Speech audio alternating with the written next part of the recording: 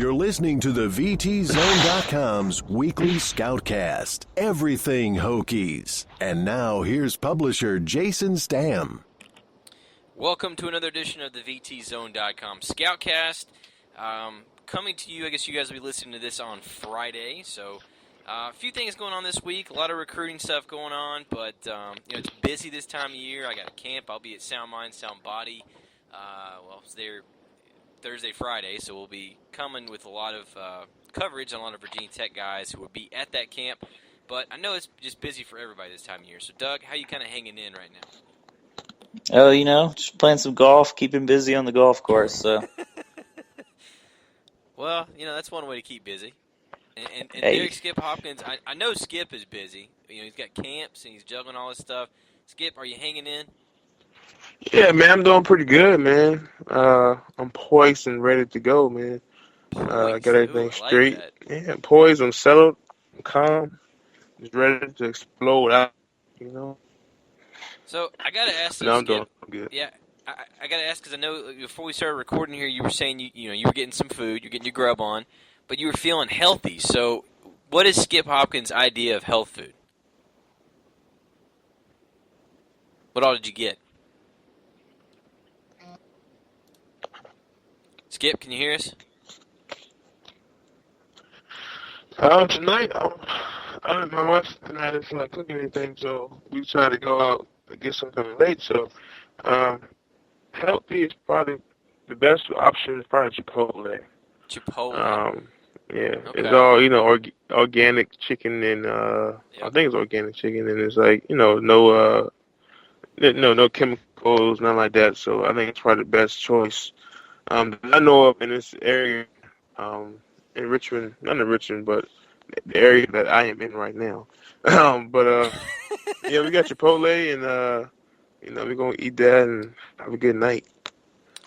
Chipotle's always good. I'll be honest, I don't know about you, Doug. That's kind of what I think, too. A lot of times, that's one of the first things I think of is, man, I feel like eating healthy. I need some Chipotle. I get, like, the bowl at Chipotle.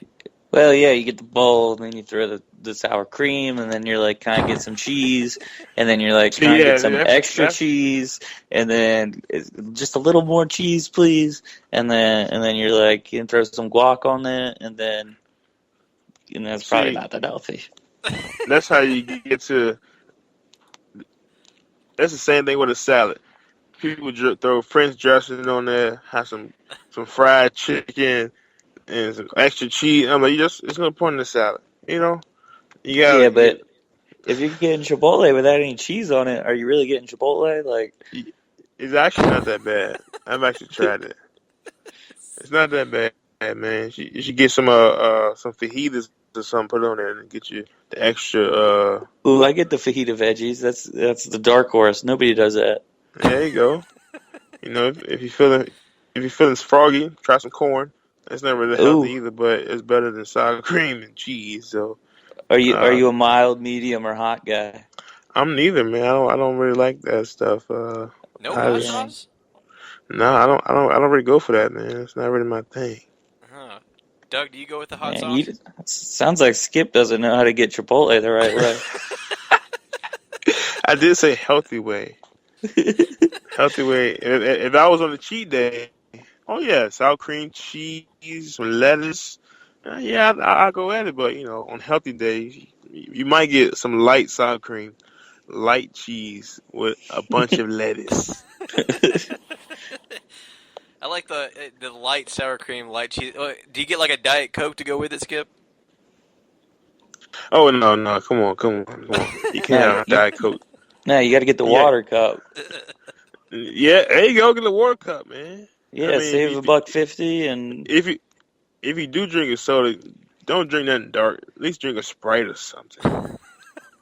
Get a Sprite or something light. Don't drink Coke and Pepsi.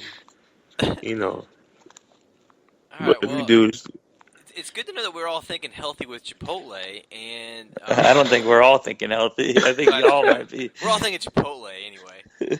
I don't really know how to segue into our first from Chipotle to. I'll just go right to it.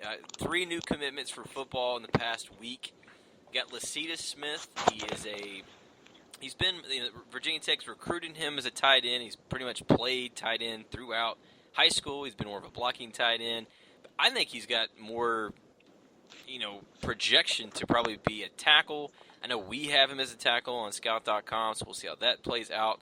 Henry Murphy, receiver, JUCO guy coming from East Central, originally from Arkansas. I mean, he's looked at I guess they're giving him a shot, or at least looking at him to possibly play safety. I think he's probably, or cornerback, I think he's probably going to be a receiver based on the need. He's going to enroll actually next month. We'll have to sit out this season because of some eligibility issues, I guess, with his letter of intent, original letter of intent. And then we got Malik Willis, 3-star athlete from Georgia. I'll be honest, I don't know where this guy's going to play. I think he can play about anywhere on the field, offense or defense. So, Doug, I'll start with you, man. Three commitments in a week's time now. Is football on a pretty good roll, do you feel like? Yeah, I mean, it kind of seems like generally, Virginia Tech has traditionally gone on a little bit of a run. A little bit of a run in June or July. I feel like that's a natural time for guys to kind of get tired of the recruiting process or comfortable with, what they're thinking. And, they're the guys that, kind of want to end it before their fall season start up for high school ball. So I'm not surprised that there's been a run, especially with, the camps that Virginia Tech has held on campus recently. And, I don't know, did Willis go to the satellite camp that Virginia Tech was at in Georgia? Yeah, he actually got offered at that camp. Okay, so that's a benefit number one of throwing that satellite camp. Well, and the thing I like about Willis is his uncle is James Anderson. Skip, do you remember James Anderson? I do. Yeah, he played Okay. DN. Yep. Back at Tech. Yep. His uncle is James Anderson, so that's a connection there. So he was a lock. Yeah, I mean, he just got offered at that camp, but I mean, and he's already talking about looking around some, but I don't think he's sure he wants to go to some games in the fall. Yeah, exactly. If you commit this early, you want to still oh yeah, I want to take my visits places. Especially in the SEC country. You kidding me? Yep. Yeah, he's talked about a couple of SEC schools, so it wouldn't be surprised to see him show up on a sideline or two somewhere. I still think he's going to stick with Virginia Tech, but we will see. But Skip, I know this is a guy on the offensive side of the ball, but I think you're pretty well versed on all these guys, and I want to ask you about the lineman I was talking about, Lasita Smith.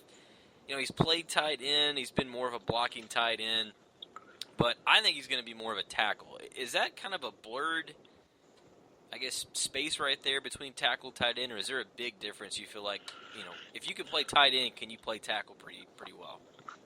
I would say yes. I mean, it depends on the type of tight end you're talking about. If you're in a 6'5", 6'6" ish, yes. But it's kind of like Motley was kind of, excuse me. Oh man, from last year at the Giants. Malik? Malik, yeah. Malik, excuse me, yes. Man, Doug's right on it. He's around about 6'3"-ish, 6'4"-ish, and that's kind of you go back to Dwayne Brown, to tag, and sort of as a tight end. Yeah, Skip, you're cutting out, but I think. And then he gained some weight and he go to tackle, and then Skip, you're cutting out, but I think we get to. I think that's some pretty good points. I mean, you go back. There's been some guys that have kind of gone, kind of flip flop, I guess, either way. I mean, Doug, do you think it's kind of a, I don't know, kind of like I was asking Skip. I mean, is that a? Do you feel like that would be a very hard transition to from tight end to tackle? Yeah, I mean, I think it depends on, like Skip was talking about, what kind of tight end. If you're a Bucky Hodges receiver type tight end, you're never going to make that move. But somebody's bigger, maybe isn't the fastest guy. That's definitely a guy you can put some weight on him and see how he develops in college, and maybe just start sliding him over on the offensive line, see if he can play tackle, see if he can play guard, something like that. But particularly for a tight end, I think tackle makes a lot of sense just because they've generally been moving in space a little bit, and they have that kind of footwork that you like to handle those defensive ends. Yeah, I'm just not. I mean, I think he can be a tight end, but just based on there's some need. I think obviously Virginia Tech needs some help on the offensive line. They haven't been able to really get a lot yet. They could get some more tackles here the next 8 months, almost 8 months, like more like 7 months before signing day, and that could change exactly how we see this guy, Lacia Smith. But I do think based on playing in more of a run offense, he's been more of a blocker.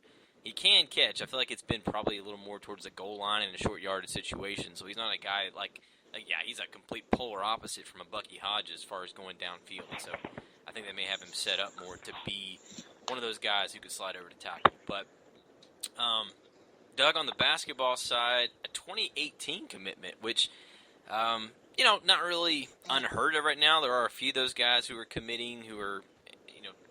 He's still got 2 years of high school left, and this happens about this time every year. There's always a few guys, but not too often has Virginia Tech gotten one this far down the road. Jaron McAllister, and I've got to give Virginia Tech, Buzz Williams and staff full props on this one because they pretty much kept this guy completely under wraps. He just got a VCU offer the day before he committed.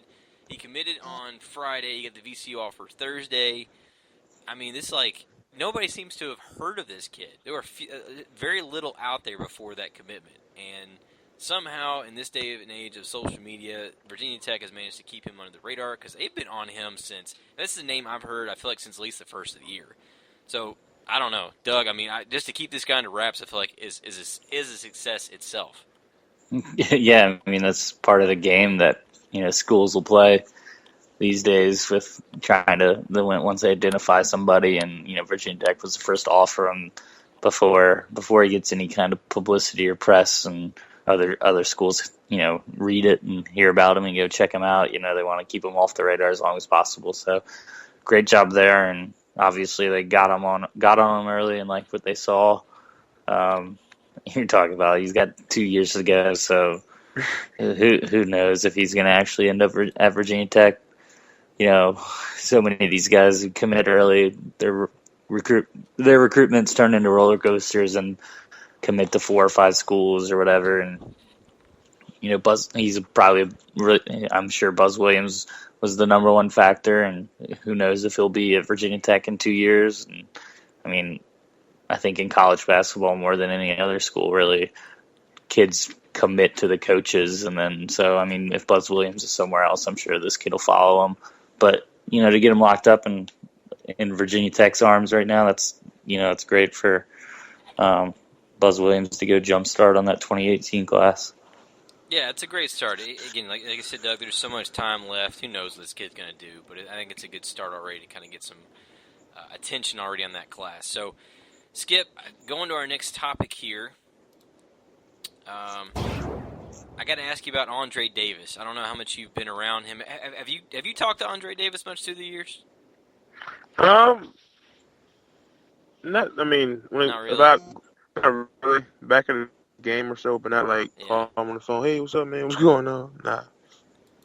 Well, just obviously they're not going to give any specifics on how much he gave, but it seems like it's pretty significant. If Whit Babcock's going to tweet about it, I know BT Football has put out a press release about it. He apparently has made a quite significant donation here. How much does that? What does that mean to have, somebody like Andre Davis' stature? He had not a long, but a pretty good NFL career. Obviously was on that national runner-up team. What does it mean to have a guy like that giving back to the program?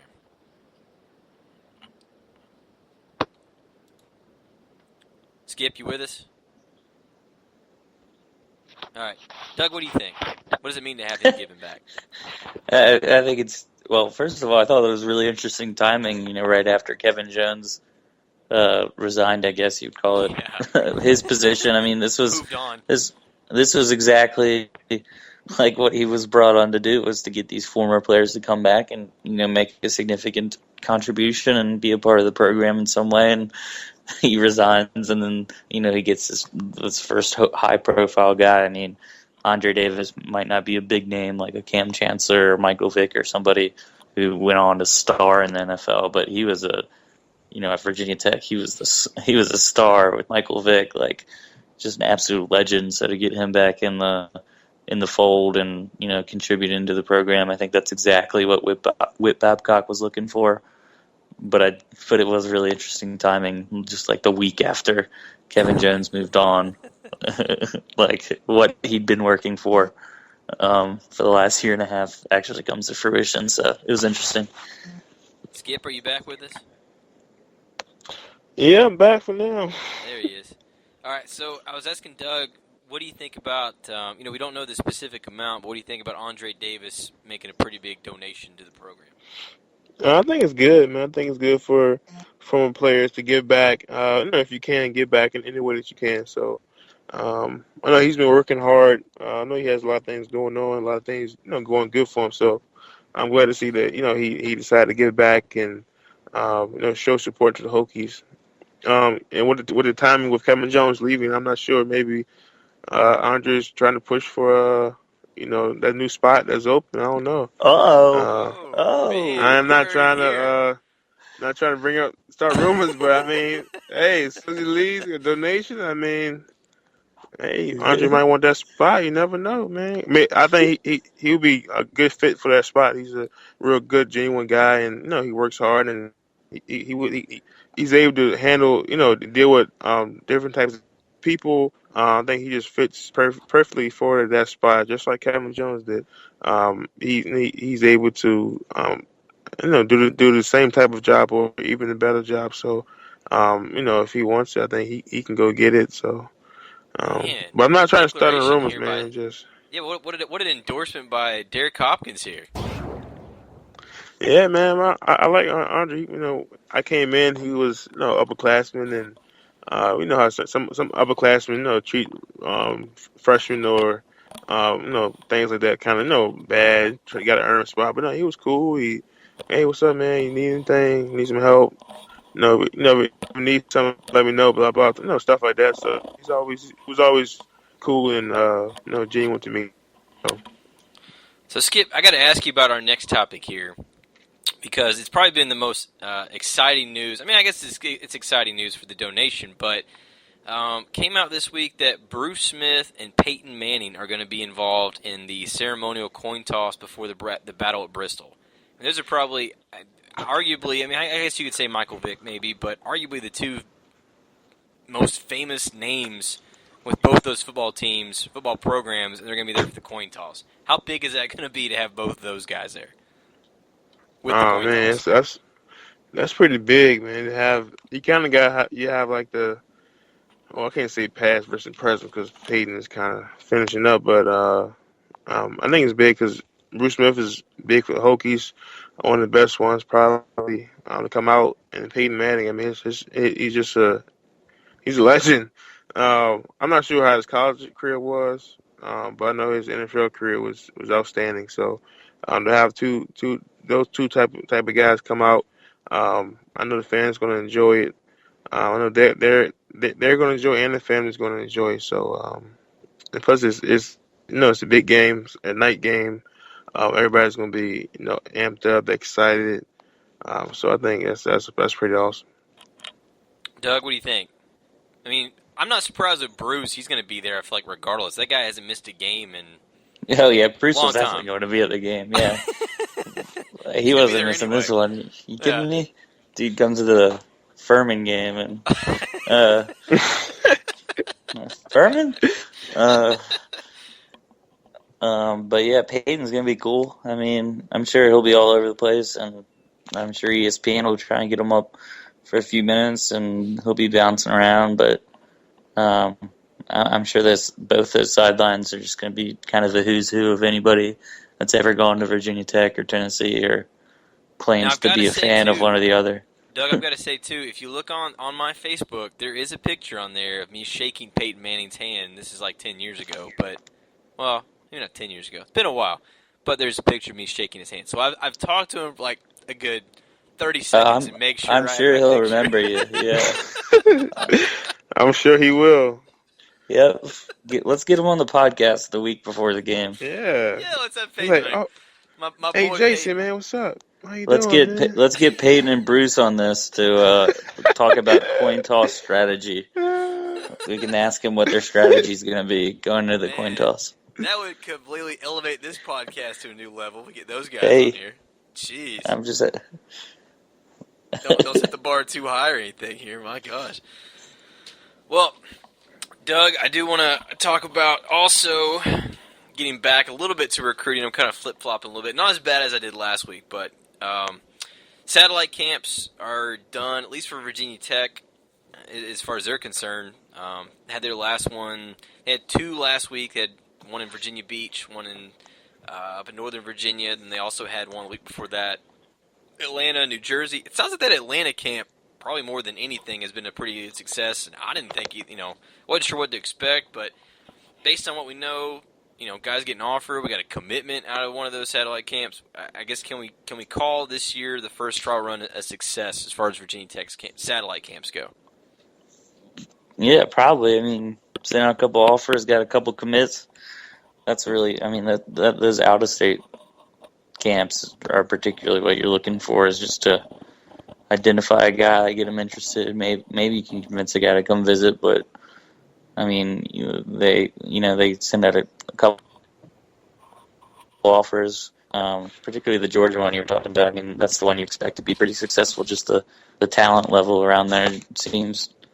I mean, that's a place I think Virginia Tech should continue to have satellite camps. Yeah, I think obviously Atlanta. I don't know if they're going to do one. Should they do one like in Richmond, Skip? Like at Highland Springs or something? Yeah. Yeah? Yeah, I want to know Highland Springs, man. I mean, they didn't do one in Richmond this year, so I mean, should that change? Do they need to do one in Richmond? I mean, yeah. Yeah, but, I mean, I want to set 757 or, no, it's kind of like either or is fine.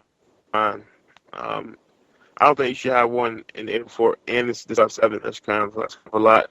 From a coaching standpoint, coaches do have families and, they do have, things to do also. So I have one in 804 and I have one in 757 and I have one in Atlanta and I want to, I mean, that's getting a lot. That's taking up a lot of time from, coaches' families and stuff like that. And it's off season, so you want to spend as much time as you can with your families. So I mean, if next year they, instead of having one in 757, have one in 804. I think that'd be a good idea. You know where I think they need to go? Where's that? I think they need to go to Indianapolis, Darren Evans High School. They used to have a big old pipeline there. That pipeline's been kind of dead though for a little bit. Yeah, so but I'm sure Darren Evans is still probably a legend around there. Get some, get some pub going out there in Indianapolis. All the Hoosiers wanting to come over to Virginia Tech. Yeah, exactly.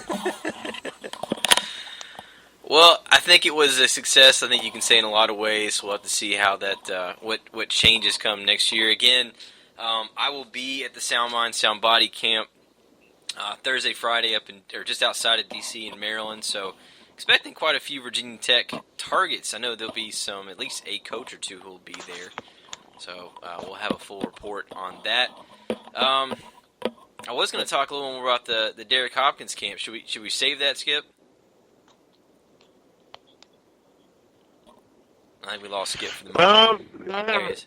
Yeah, by this time, I'm not sure if we're gonna have it because due to weather, it's supposed to be thunderstorming in Richmond on Thursday, so it's kind of sad, but I do have one in July 7th through 8th. If you want to come out, sign up to that one. Go ahead. I will have that one. But the one in June 23rd, 24th might be canceled. We'll see. Well, by this time, you will know what's happening. But Well, stay posted too. Skip, you want to give your Twitter account here they can follow? Oh yeah, Derrick, DERRICK, Hop HOP1. My first name and first 3 letters of my last name 1. Derrick Hop 1. So plenty of updates there. We'll try to retweet anything that Skip tweets out as far as any updates or anything going. So I'm sure he'll have a few to post. Doug, let's see. get rolling on the shout-outs. You got a shout-out? Shout out LeBron. That was cool. Yes, I think LeBron. I'm not a LeBron hater, but I'm not really exactly a fan either. But the guy finally brought a championship to Cleveland. I mean, the drought is over. It's definitely one of the biggest droughts. I think San Diego is now the longest professional city without a championship. Yeah, and that block was sweet. I mean, the last 5 minutes they held Golden State to what, 2 points? Wasn't much. Yeah, I don't think they scored the last 4 minutes or something. Yeah, so I think that's definitely a good shout out. I have to give my shout out to I was really hoping I would give it to Team USA, but I got to give it to Lionel Messi, man. That got to put on a clinic. I mean, he looked like the world player of the year against the US. I mean, he just was like pretty much doing whatever he wanted. I mean, he was setting up guys and got a goal. So Messi was pretty much on point, kind of like we expected, but I got to give him my shout out. Skip, what you got? Shout out to the Cleveland Cavaliers, man. You going on the Cavs? I figured you would too. I figured that's why I'm going on the Cavs, man. Second shout out to Kyrie Irving for hitting that shot. Closing their deal up. But yeah, shout out to them to bring the championship back to Cleveland. Being down 3-1 and coming back. The people, have really just turned them off and said, "Oh yeah, they go, get beat. There's no way they can come back and this and that." So shout out to them, man.